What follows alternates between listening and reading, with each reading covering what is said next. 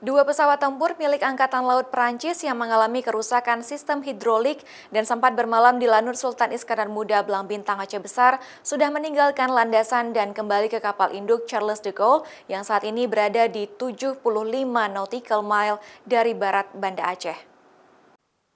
7 unit pesawat tempur jenis Dassault Rafale milik Angkatan Laut Perancis yang mendarat darurat di Aceh Sabtu siang lalu sudah meninggalkan landasan udara Sultan Iskandar Muda Belang Bintang Aceh Besar setelah 2 unit pesawat yang mengalami kerusakan pada hidrolik sistem ini telah diperbaiki oleh teknisi yang dikirim langsung dari kapal induk Charles de Gaulle pada Senin siang.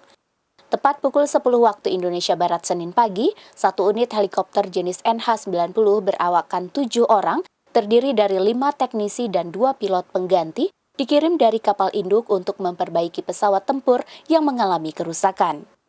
Setelah mereka mendarat, TNI Angkatan Udara Lanut Sim langsung melakukan pengecekan dan didapati seluruh kru heli memiliki kelengkapan administrasi sesuai dengan prosedur sehingga mereka bisa memperbaiki 2 pesawat yang mengalami kerusakan itu. Kami laporkan bahwa seluruh pesawat dari Angkatan Laut Prancis, yaitu 2 Rafale dan 1 helikopter, sudah meninggalkan Lanut Sultan Iskandar Muda.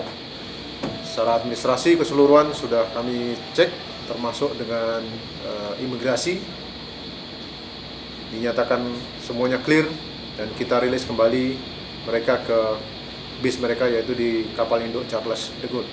Setelah 1 jam lebih melakukan perbaikan, yaitu pada hydraulic system dan engine oil system, akhirnya mereka meninggalkan Lanut Sim dan kembali ke kapal induk Charles de Gaulle yang saat ini berada di 75 nautical mile dari bagian barat Banda Aceh. Nova Misdayanti, Kompas TV, Aceh Besar.